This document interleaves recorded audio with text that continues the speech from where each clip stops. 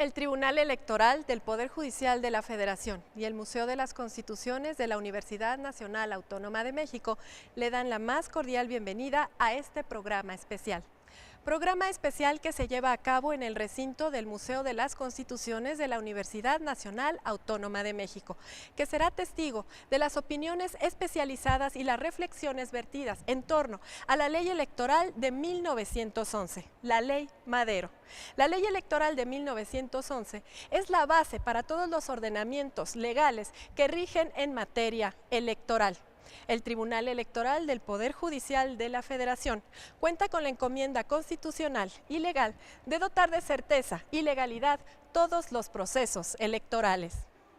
En este programa especial nos acompaña el doctor Manuel González Oropeza, magistrado de la Sala Superior del Tribunal Electoral del Poder Judicial de la Federación, el doctor José Gámez Torruco, director del Museo de las Constituciones de la UNAM, el doctor José Ramón Narváez Hernández, quien es investigador del Instituto de Investigaciones Jurisprudenciales y Ética Judicial de la Suprema Corte de Justicia de la Nación.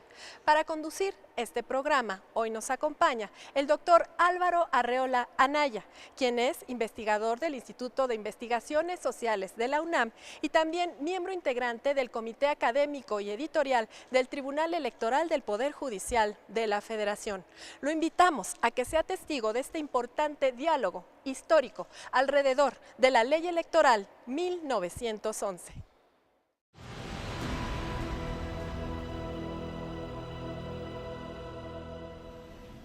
Hola, ¿qué tal? Hace 100 años, un 19 de diciembre de 1911, el entonces presidente de la República Mexicana, don Francisco I. Madero, decreta el 19 de diciembre una de las leyes más importantes en la evolución electoral mexicana, la de 1911. Para ello, habrían ocurrido casi 100 años también desde la aparición de la Constitución de Cádiz, que norma de alguna u otra manera los principios legales que en nuestro país se desarrollaron. Estamos aquí para discutir la ley de 1911, pero antes y para entrar en ella, yo quisiera preguntar a nuestros expertos cuáles son los momentos más importantes en términos políticos, jurídicos, sociales, de un siglo entre 1812 y 1910, 1911, que marca de alguna manera la discusión y la propuesta maderista en su momento. José Gámez Torruco. Gracias, Álvaro. ¿Cuál es la liga que podemos establecer a partir de Cádiz? El sistema electoral que la Constitución de Cádiz estableció dentro de una monarquía limitada fue un sistema indirecto, de votación indirecta en 3 grados: parroquia, partido, provincia. Y la importancia de este sistema es que prácticamente estuvo vigente en México hasta 1857. Incluso este sistema fue recogido nada menos que por la Constitución Insurgente de Apatzingán. La Constitución de 24 remitió a las constituciones de los estados todo el sistema electoral, pero las constituciones de los estados, que también estamos en este museo rescatando las primeras constituciones de los estados de la Federación, recogieron varios de ellos el sistema electoral de Cádiz. En las leyes constitucionales de 36 se remite a una ley que establece otra vez el sistema de Cádiz, y así nos vamos hasta 1847 en el Acta de Reformas, en que ya se comienza a establecer o a vislumbrar un nuevo sistema. Inclusive el Acta de Reformas de 47 ya habla de la posibilidad de la elección directa. Así es. Entonces, digamos, la liga con Cádiz llega hasta 1857. Ya a partir de 1857, pues ya es otro el sistema electoral. Ya es un sistema indirecto todavía, pero en primer grado. En este esquema evolutivo de la nación mexicana, Manuel González Oropeza, una pregunta. Apatzingán, con una propuesta que hace Morelos, ¿sí? Por primera vez, tú me dirás si tengo o no razón, es la primera vez que se propone el sufragio universal a nivel mundial. Ni en Europa se había propuesto el sufragio universal que se hace en Apatzingán a través de la propuesta de Morelos. Igualmente, después viene la discusión sobre el voto directo, el sistema de representación a través del voto indirecto. Esto, Otero, en un voto particular muy importante en la historia, y tú como especialista y conocedor de Otero, o sea, ¿qué nos puedes decir para poder entender el impacto que tendrá después este modelo? Bueno, Morelos fue un padre de la patria que diseñó por primera vez las instituciones constitucionales de nuestro país, en los sentimientos de la nación. Y entre ellos está la consagración del principio de igualdad ante la ley, de tal suerte que el sufragio universal es una consecuencia del concepto de igualdad ante la ley. Si todos los hombres son iguales, hombres y en ese momento hombres nada más, no mujeres, desafortunadamente, pero si todos los hombres son iguales, todos los hombres deben de votar. Sin embargo, ese ideal insurgente, el liberalismo moderado, fue neutralizando para considerar que el sufragio es un compromiso y una obligación del ciudadano que debe de asumir con plena responsabilidad. Por ello, el ciudadano que es analfabeta, el ciudadano que está sometido a las presiones económicas de otros, no tiene la libertad realmente de discernimiento, y el voto fue sometido a requisitos patrimoniales, de rentas, a requisitos de instrucción, ilustración, y por eso el voto indirecto en varias etapas, como lo dijo muy bien don José, se justifica porque es una especie de selección de todos los ciudadanos para que vayan resultando ganadores los mejores, los más ilustrados, los que tenían discernimiento propio, etc. Ahora, es muy interesante que liguemos la ley electoral de 1911 con todo el bagaje constitucional de nuestro país, porque en realidad la materia electoral no fue originalmente sometida al ámbito de la ley secundaria, sino era de tanta importancia porque finalmente reflejaba la soberanía popular por un lado, la igualdad y otras libertades, que desde el principio se le incluyó en las disposiciones constitucionales. Entonces, la materia electoral nace como una materia constitucional. Y durante el siglo XIX, antes de la ley de 1911, se van desarrollando instituciones muy interesantes a tal grado de considerar un poder electoral, es decir, junto al poder ejecutivo, al legislativo, al judicial.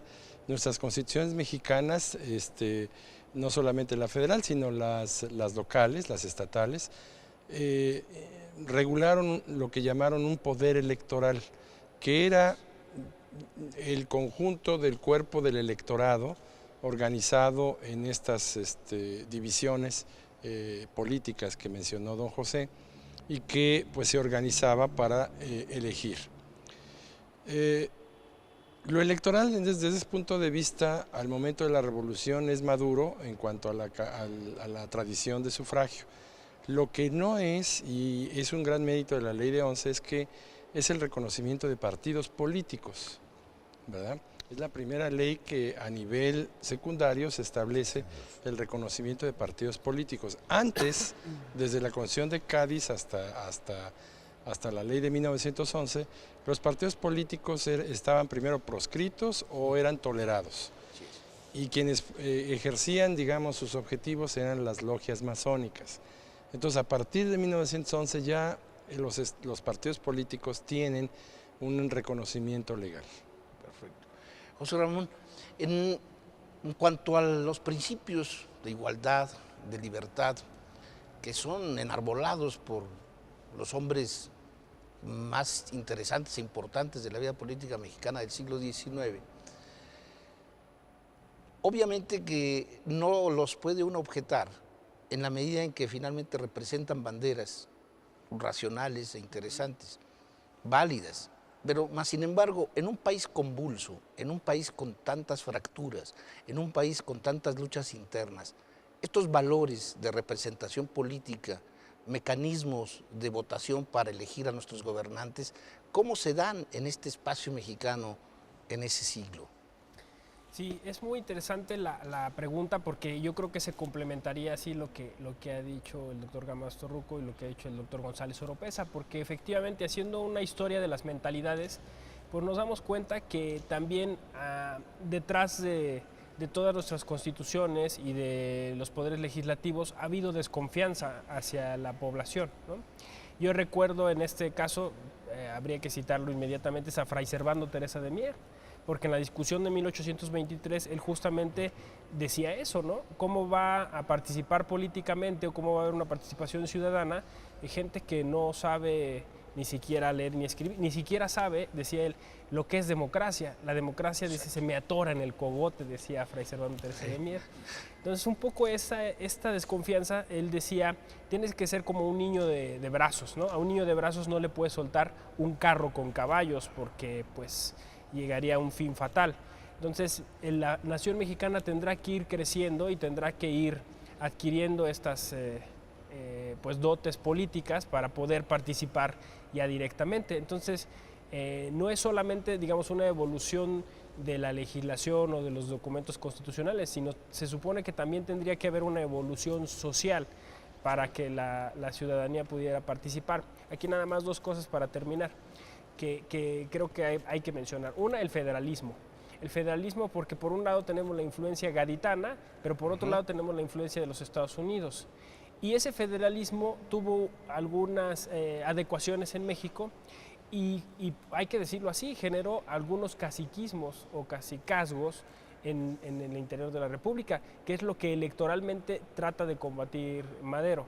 Y el otro elemento que hay que mencionar es justamente, digamos, esta desestructuración social que existía, ¿no? O sea, es decir, por un lado estaban los ricos y luego un gran sector de pobres, que es lo que finalmente nos llevó a la revolución. Y yo aquí voy a hacer una hipótesis que parece interesante. La revolución de 1910 es una revolución electoral. O sea, con lo que comienza la convención que pone fin después con los tratados de Ciudad Juárez al periodo porfirista, es esta promesa electoral de que iba a haber una elección y ahora sí iba a haber autoridades que estuvieran legitimadas. Esa es una cosa que Madero tiene muy clara. Sí, y creo que también es muy importante conocer, algún historiador, Gastón García Cantú, siempre señaló que la Revolución Mexicana de 1910 se había iniciado como una crítica jurídica antes que cualquier movimiento social, y esto es muy importante teniendo a tan doctos juristas en esta mesa. Pero regresando a la evolución institucional, esta evolución institucional que marca a los mexicanos, que marca a la República, que marca al Estado mexicano, ¿sí? Es cómo conciliar después un periodo, la Constitución del 57, que arroja enormes productos reformistas, renovadores, de democracia, frente a un periodo que viene a partir de 1880, ¿sí? Y que se conoce como el porfiriato. O sea, un largo periodo en donde la evolución electoral, José López Portillo y Rojas decía, es un periodo en donde no existió jamás un proceso electoral. ¿Qué nos pueden decir de esto, Manuel? Sí, Álvaro, creo que es un punto muy interesante que bueno que ya llegamos a él. El sistema indirecto de votación, elecciones indirectas, pues no tendría nada de inadecuado en una democracia, si no es por la perturbadora acción de los políticos como Porfirio Díaz. Es decir, primero subyace esa crítica de que el pueblo no está maduro para elegir. Esa fue un cliché de todos los conservadores mexicanos durante el siglo XIX.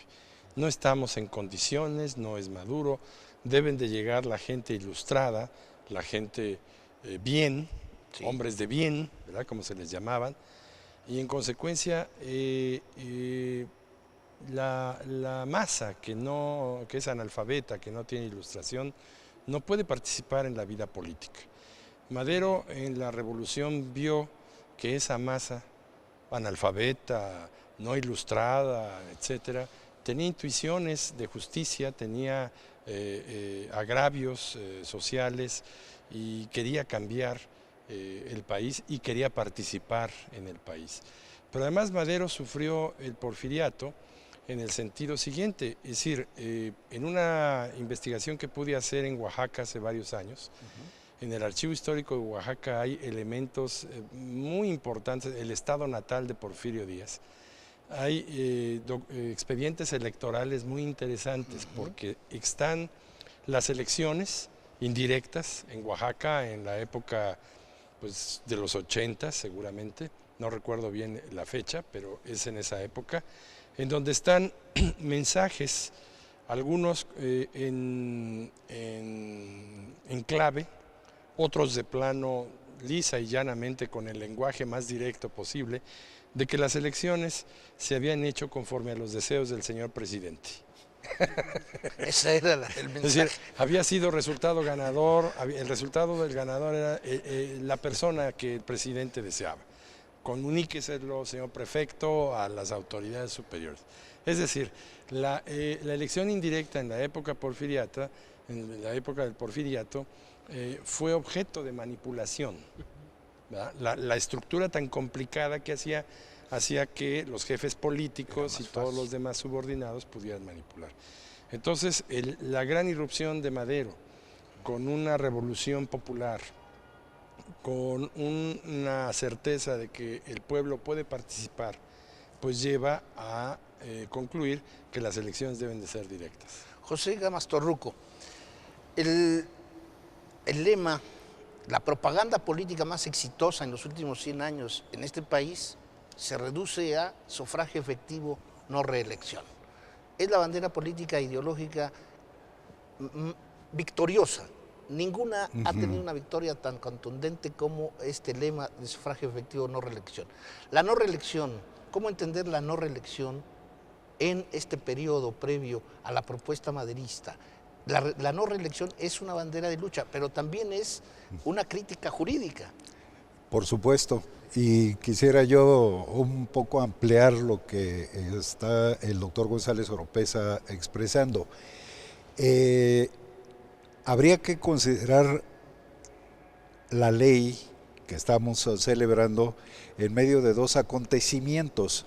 El primero es la reforma que se hace en noviembre de 1911, que es la última reforma de la Constitución de 57, donde se establece la no reelección del presidente y del vicepresidente de la República. Obviamente ya aquí ya estamos dentro de la etapa maderista, aunque Madero va a tomar posesión, si mal no recuerdo, hasta el 6 de octubre tomó posesión. Sí.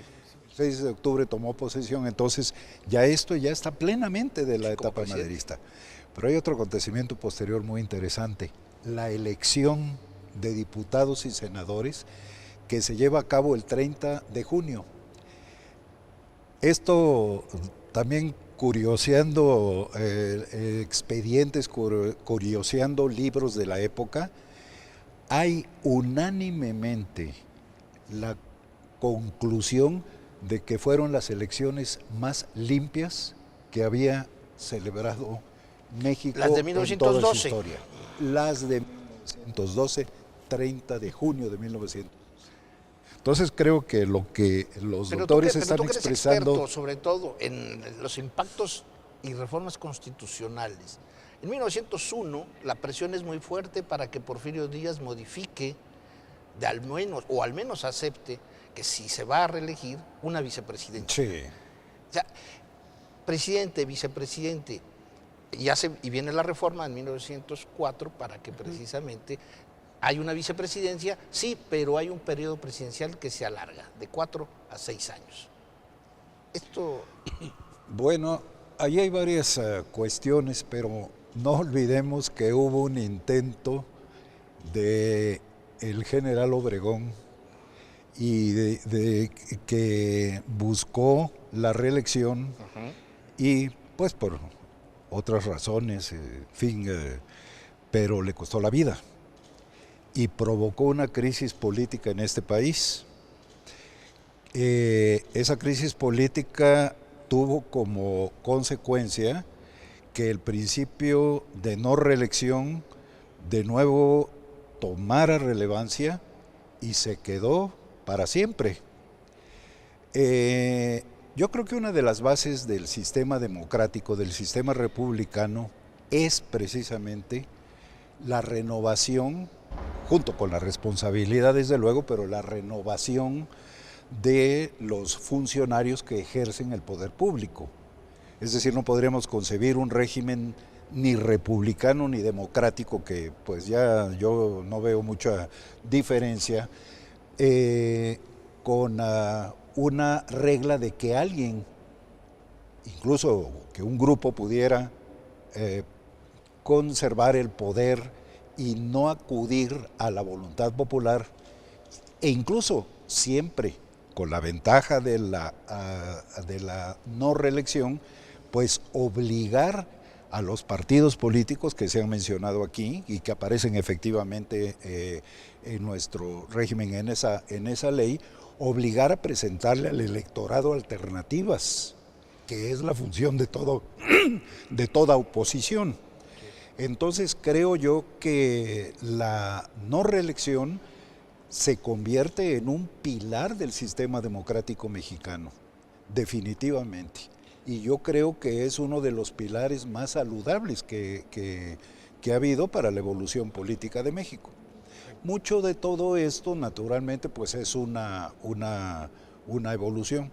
También quisiera yo hacer mención, ampliando un poco lo que aquí se ha dicho, que efectivamente el sufragio que presenta Madero, que ya es un sufragio universal absoluto reforzado por la elección directa, pues a través de nuestra historia se había considerado como como diría la doctrina francesa, como una función, o sea, que no está al alcance de quien no está preparado.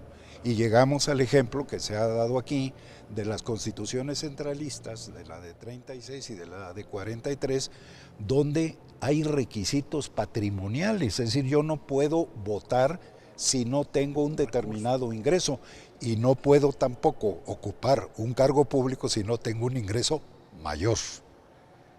En esta propuesta maderista, reivindicada sobre todo a partir de la obra de la sucesión presidencial, el sufragio efectivo, frente a lo que cuenta Manuel González Oropesa, que sucede no solamente en Oaxaca, Manuel, en toda la República, se conoce en el Archivo General de la Nación los telegramas donde los jefes políticos o los gobernadores simplemente transcribían la lista proporcionada para la elección es la que haya obtenido el triunfo, ¿sí?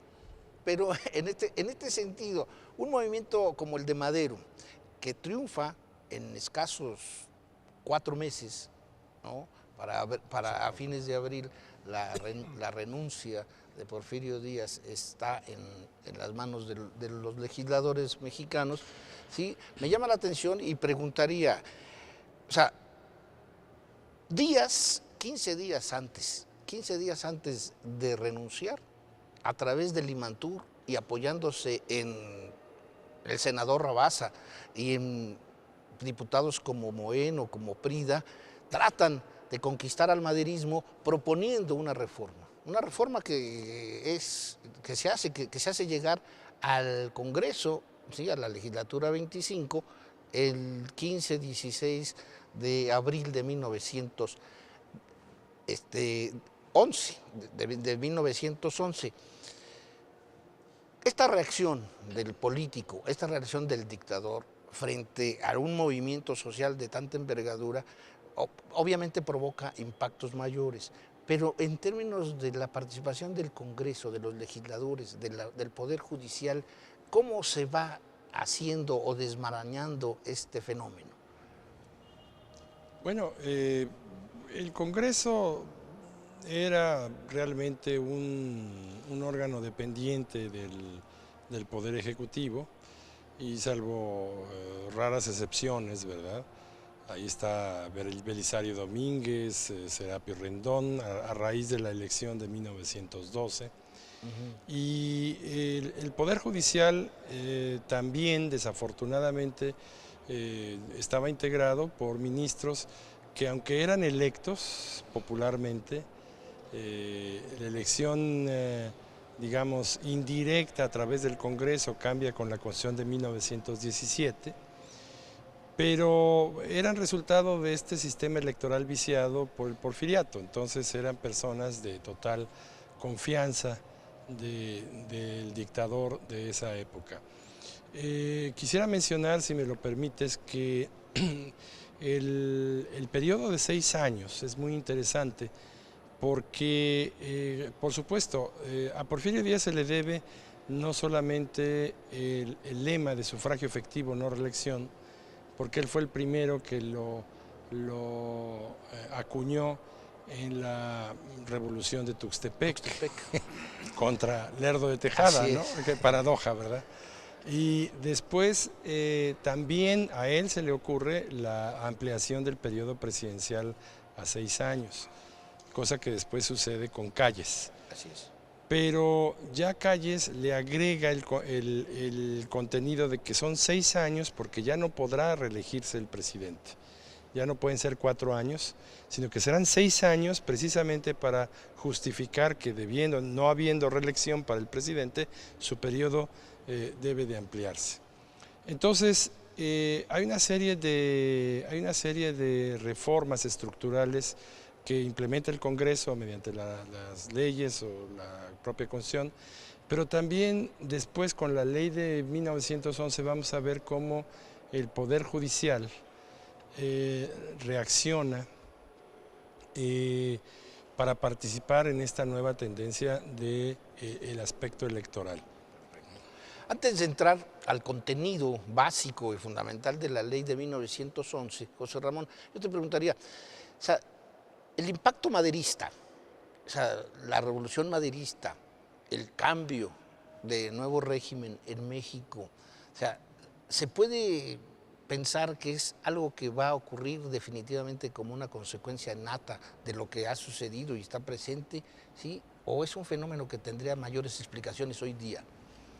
Sí, pues es muy interesante lo que ya aquí se ha dicho y complementar algunas cosas, ¿no?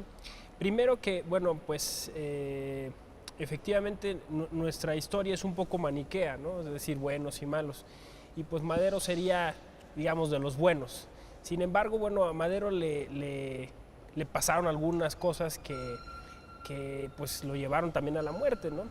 Me parece que justo esta apuesta por hacer su movimiento popular terminó consumiéndolo él mismo. La idea era tener unas bases muy sólidas, era el partido que había propuesto él como el partido antireeleccionista o en su caso el Partido Democrático. Eran partidos multiclasistas, había de todas las clases sociales siguiéndolo. Sin embargo, bueno, para muchos, efectivamente muchos conservadores, pues esto resultaba bastante malo porque había una revuelta, e incluso eso fue lo que permitió que regresara Bernardo Reyes y que Bernardo Reyes cobrara mucho poder, ¿no? Entonces, digamos que pues esto es lo interesante porque finalmente había diferentes grupos y diferentes formas de ver las cosas y si nosotros podemos decir que en general estaba bien la salida de Porfirio Díaz, para muchos otros representaba pues una crisis muy fuerte en el país, incluso también para algunos estados que eran aliados con México, etcétera, ¿no? Yo creo que Madero quería combatir esto que François Xavier Guerra dice, que era la ficción democrática. Sí. Quería que realmente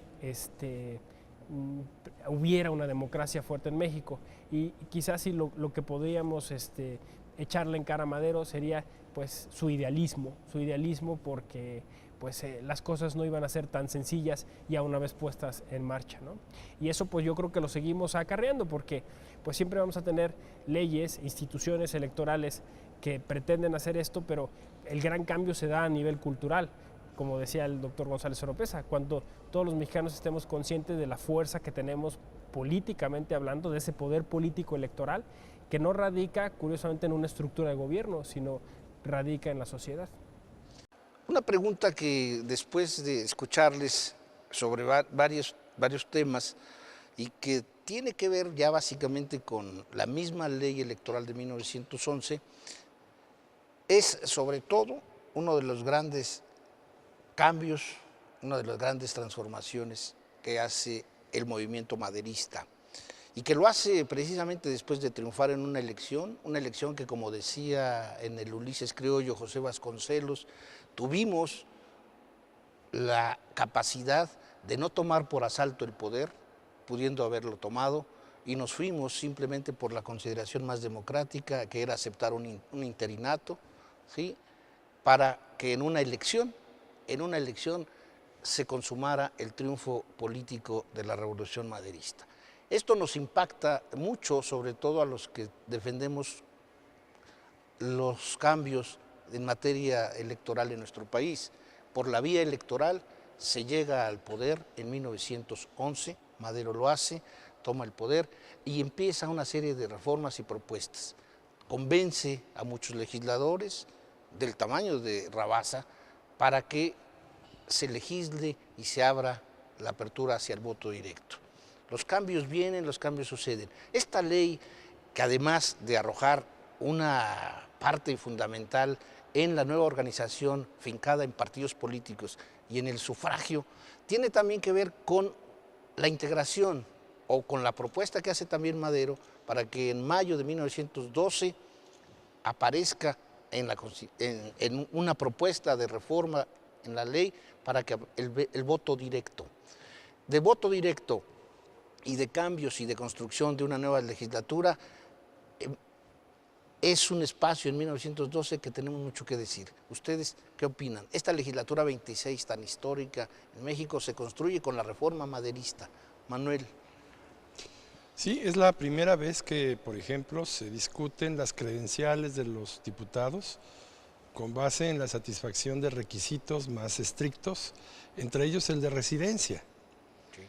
Y la elección de diputado durante el siglo XIX no requería que el diputado residiera en el distrito donde iba a ser electo, porque se suponía que por los diversos mecanismos un diputado que no fuera conocido en el distrito nunca iba a tener posibilidades.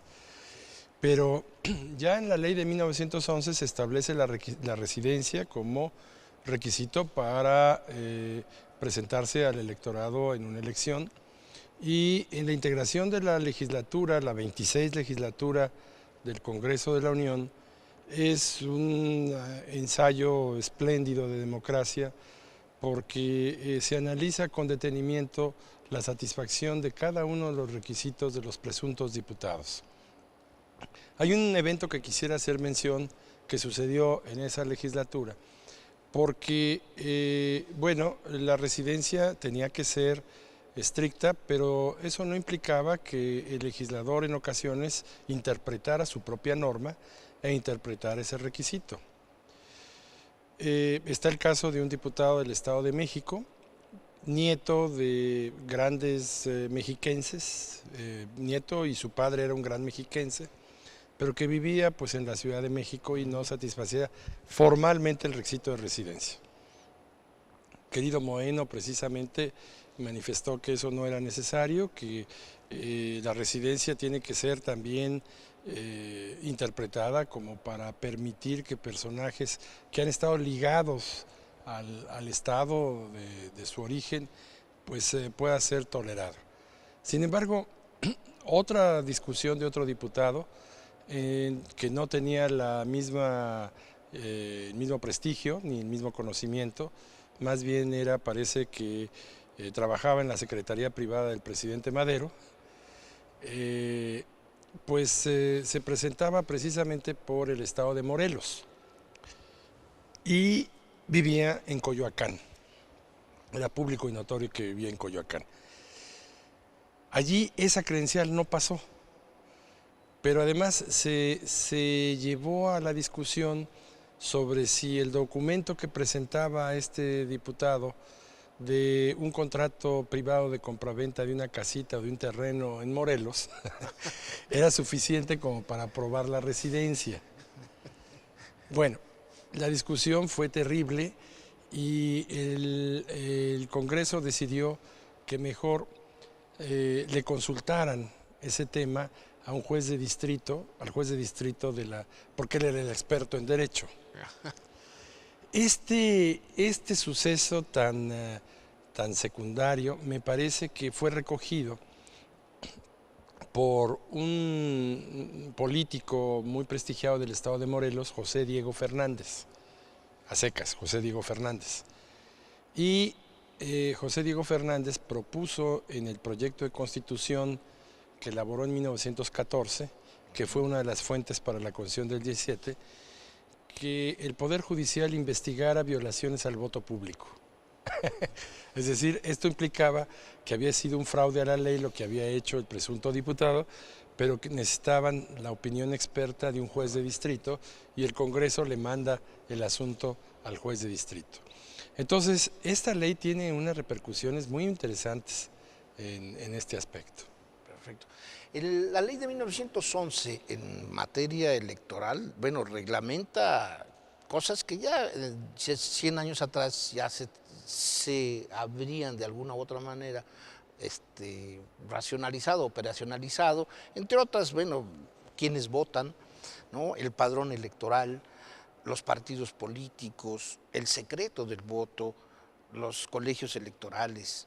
Y hay algo que me gustaría conocer, la opinión de José Gámez Torruco, sobre todo la nulidad de la elección. Todavía en 1911 y con la reforma de 1912, ¿sí?, no procedía el amparo de la justicia federal contra resoluciones en materia electoral. ¿Qué nos puede decir de esto? Bueno, eso es una larga historia, pero durante mucho tiempo se consideró que, y tiempos relativamente recientes, que el Poder Judicial no protegía los derechos políticos, simple y sencillamente porque si el Poder Judicial se involucraba en política, se iba, y era la expresión, a contaminar. Así es. Entonces, la procedencia del juicio de amparo pues no se discutía en razón de los derechos políticos. Lo interesante de la ley es que allí ya se empieza a vislumbrar la tendencia a resolver los conflictos, como se dice, sobre todo esto en las reformas de 22, donde se habla clarísimamente de la intervención judicial, y lo que se están defendiendo ya en las reformas de 22 son precisamente los procesos previos y los derechos que se tienen conforme a la Constitución y que se traducen en el padrón electoral ya desde el punto de vista del procedimiento. Entonces yo citaría eso ya como un antecedente muy claro de que hay la idea de que los conflictos electorales pueden resolverse por el Poder Judicial. De allí viene pues toda la larga historia que nos lleva el día de hoy a una de las grandes aportaciones que creo ha habido a últimas fechas por parte de los partidos políticos, y no ya consideremos quién fue el padre de la idea, pero establecer todo un sistema de justicia electoral como el que tiene México, distinto del sistema de administración de la elección, que también queda muy claro en la ley que estamos comentando. Una cosa es, se mencionó, por cierto, la casilla, creo que tú lo mencionaste, el aspecto casilla electoral que aparece muy claro en esta ley. No tan claro en la ley anterior, pero sí muy clara ya la concepción de la casilla, que nos lleva todo ello a considerar cómo se tomó en serio el establecer el procedimiento electoral que va desde la convocatoria a la elección hasta la cuantificación de los votos. Muy bien, pero no termina allí, porque obviamente siempre habrá conflictos, pero ¿quién resuelve esos conflictos? La ley apunta hacia esto, hacia un sistema de justicia electoral. Se tardó sus añitos, pero llegó. En cuanto a esto, y desprendido sobre todo de la secretud del voto, José Ramón, ¿cómo pensar en este aporte fundamental del secreto del voto en una sociedad en donde el 65% en 1911 es analfabeta? Un voto que está reglamentado, si no se sabe leer o escribir, podrá hacerlo de manera pública. ¿Cómo conciliar la reglamentación del voto secreto con una realidad social como la mexicana en aquellos tiempos? Sí, es muy importante esta pregunta que me haces porque ya lo han mencionado aquí los doctores. En México, como parte de nuestra identidad política, está esta idea del voto directo y sobre todo la idea de la no reelección, ¿no? Y yo creo que eso nos identifica constitucionalmente hablando. O sea, si habláramos de una teoría constitucional en la que hay como un perfil muy particular del constitucionalismo mexicano, son estos dos pilares que surgen justo con el maderismo en 1911. Y yo creo que ahí en la apuesta en que se diera una efectiva participación ciudadana, tenía que darse esta secrecía del voto, porque obviamente los clientelismos funcionan del modo contrario, es decir, se sabe que un cierto grupo va a votar hacia un candidato y por eso va a obtener ciertos prebendas o privilegios, ¿no? Esto pues significaba la apuesta de un avance en la cultura política de los mexicanos. Una apuesta que, pues como ya lo han dicho, no iba a ser sencilla y en la que incluso seguimos trabajando hoy en día. Todavía podemos escuchar anuncios publicitarios donde se nos dice que no demos nuestra credencial a cambio de nada, de que ningún jefe puede obligar a su personal a votar por un partido, un candidato específico. Es decir, es una cosa a la que le hemos apostado y que debe ser así, pero que pues no es tan sencillo lograrlo, porque no solamente requiere una madurez política, sino que requiere otras cuestiones sociales que, al menos performativamente hablando, ya estaban presentes en la ley de 1911 y que después pasó a la Constitución de 1917, a mi parecer, como una cuestión que por interpretación constitucional tiene que estar presente en toda decisión de autoridad, en todo acto de autoridad. Tiene que estar presente esta idea del respeto al voto ciudadano, a la secrecía de este voto, a este voto directo, y tiene que estar presente en toda esta política constitucional, ¿no? Es muy interesante lo que mencionaban de cómo en un momento se entiende que lo jurídico tiene que estar deslindado de lo político, ¿no? Y que, por ejemplo, los colegios electorales pues tenían que hacerse por parte del poder legislativo, que era el que podía interpretar la Constitución, podía de alguna manera hacer que lo electoral fuera político. Pero pues hoy llegamos a que lo electoral es también jurídico, ¿no? Pero es un tema trascendente en la historia y evolución electoral mexicana, la calificación de las elecciones. O sea, 1911, una nueva ley en donde se fortalece sobre todo los colegios electorales que van a transitar, y luego la calificación final, los colegios electorales de las legislaturas.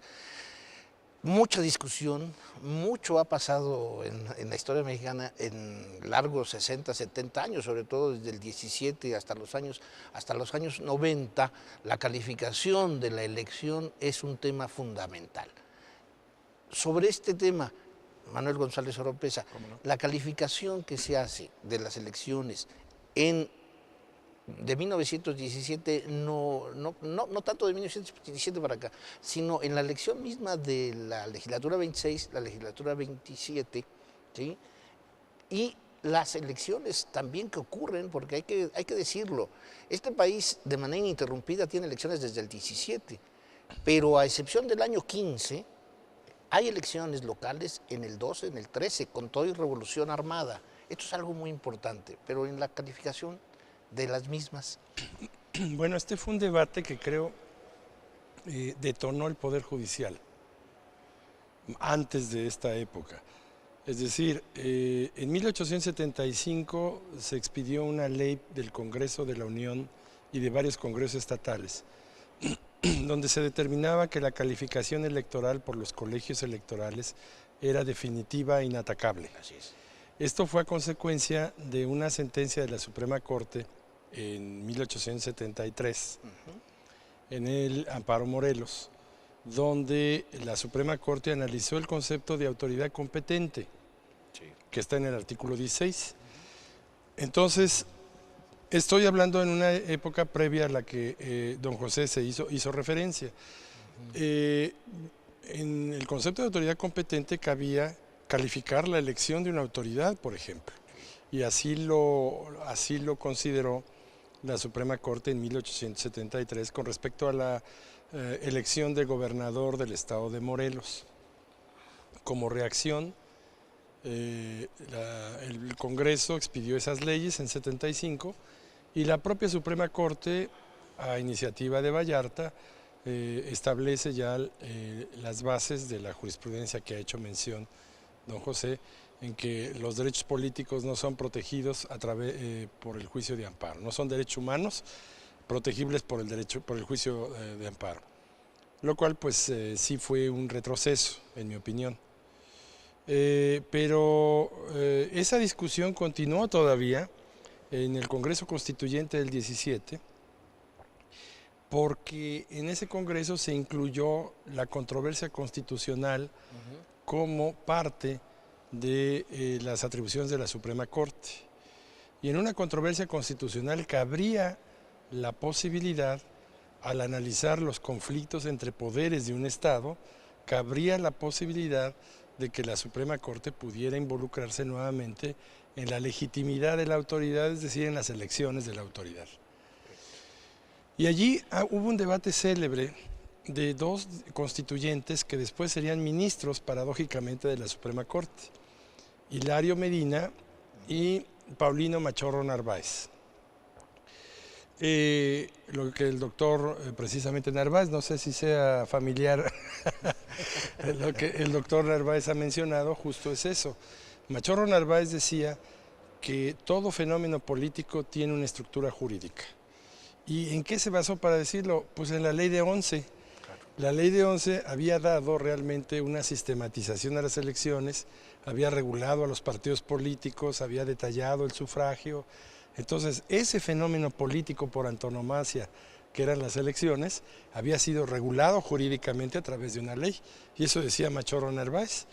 Entonces, en la discusión de este artículo de controversia constitucional, Machorro Narváez abogaba porque el Poder Judicial pudiera involucrarse en estas cuestiones llamadas políticas. Hilario Medina no, Hilario Medina al contrario, consideraba que las cuestiones políticas habían quedado saldadas desde el debate de Vallarta y el Congreso del siglo pasado, y que eso correspondía a los colegios electorales y que las cuestiones políticas no tenían. Y que en caso dado, el Senado de la República tendría facultades para intervenir, para dirimir conflictos políticos, Así es, como tiene actualmente, ¿verdad? Se nos agota el tiempo y yo quisiera pedirles, si se puede, una última reflexión de un minuto cada uno, ¿sí? Para que nos pudiesen decir la trascendencia en la Constitución del 17, la trascendencia en los organismos electorales, la trascendencia de política y social de la ley de 1911. Yo les pediría en breves palabras para concluir nuestro programa, ¿sí? José Gamas Torruco. Bueno, creo que ya ha habido los señalamientos tratando de sintetizar. Desde luego, la influencia de la ley en la Constitución de 1917 es clarísima, es decir, ya se recoge la elección directa de diputados, senadores, en fin, Ya eso, ya todo el régimen queda como régimen de elección directa. La Constitución de 17, los constituyentes de 17 recogen ya ese principio. Yo creo que queda también una herencia de la ley, y se ha mencionado aquí, no haría yo otra cosa más que recogerlo porque lo tenía yo en mente, que a propósito de los partidos políticos, la reglamentación que se hace, si se puede llamar así, en pocos artículos de los partidos políticos es muy importante. A los partidos políticos, entre otras cosas, se les reconoce como corrientes de opinión y si se les exige la presentación de un programa de gobierno, lo cual contesta, creo, un poco lo que José Ramón estaba mencionando, es complemento de lo que él dice, de, bueno, es decir, ¿qué alternativas le presentamos al electorado? ¿Está capacitado o no el electorado? Bueno, pues el partido político debe de presentar un programa de gobierno y representar auténticamente una corriente de opinión. Creo que esa herencia valdría la pena en otra ocasión un poco seguirla porque me parece fundamental. Muchas gracias, José Gámez Torruco. José Ramón.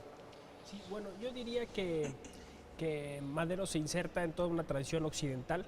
Estamos hablando que la Declaración de Derechos del Hombre y del Ciudadano en Francia, pues ya habla de esta primera generación. Los derechos políticos son derechos.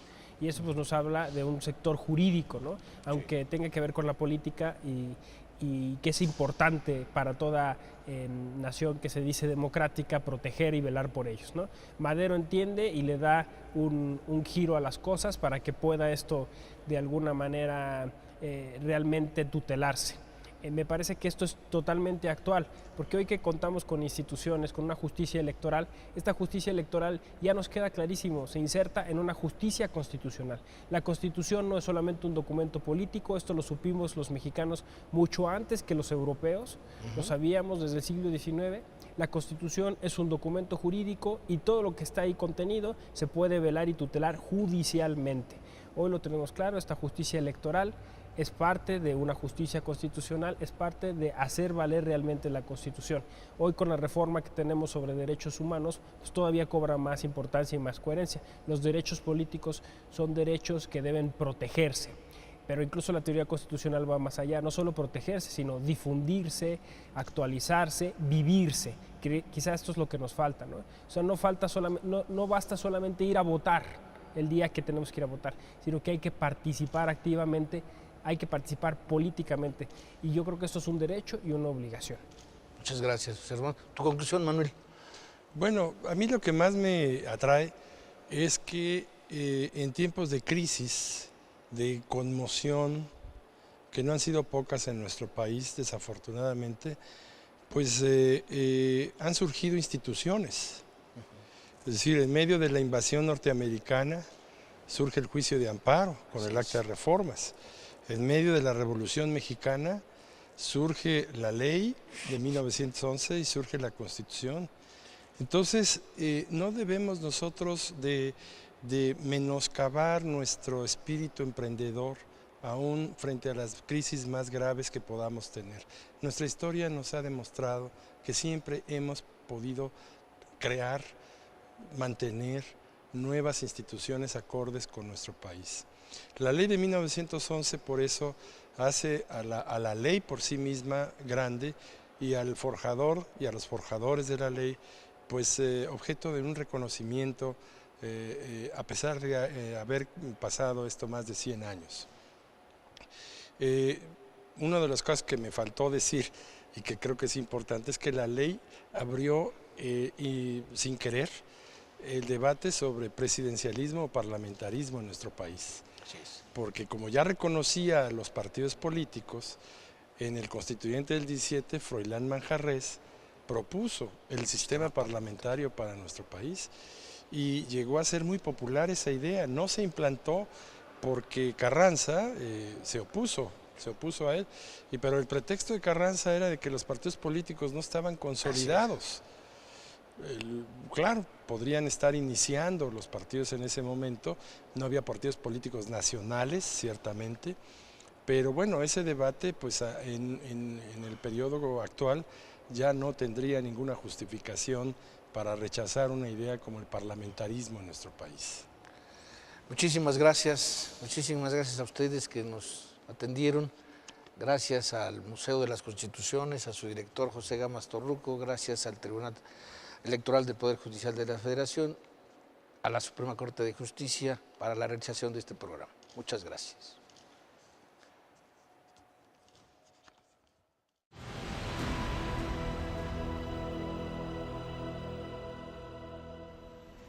Interesantes y muy profundas reflexiones en torno a la ley electoral de 1911. Podemos concluir entonces que hoy México vive una democracia. Los mexicanos sabemos qué es la justicia electoral. La ley electoral de 1911 dio un vuelco histórico a nuestro país. La ley electoral de 1911 es sin duda un ensayo democrático, un espléndido ensayo democrático. El derecho electoral del siglo XXI cuenta con las bases, cuenta con la herencia del espíritu y la esencia de la ley electoral de 1911. Hoy, el Tribunal Electoral del Poder Judicial de la Federación protege los derechos político-electorales de los ciudadanos, garantiza elecciones limpias y transparentes y resuelve las controversias conforme a derecho. Todo esto constituye los pilares de la justicia electoral de hoy y del mañana. Muchas gracias por habernos acompañado a este programa especial del Tribunal Electoral del Poder Judicial de la Federación con motivo de los 100 años de la Ley Electoral de 1911. Yo soy Lucy Farías, los espero la próxima.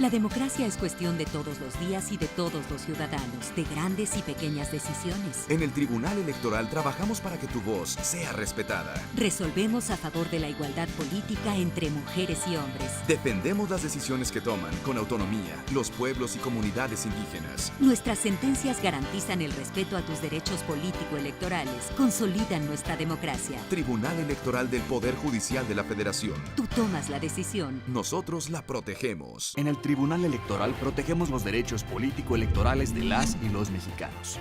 En los últimos 3 años atendimos más de 60,000 asuntos, 8 de cada 10 interpuestos por ciudadanos, y en este año resueltos en apenas 11 días.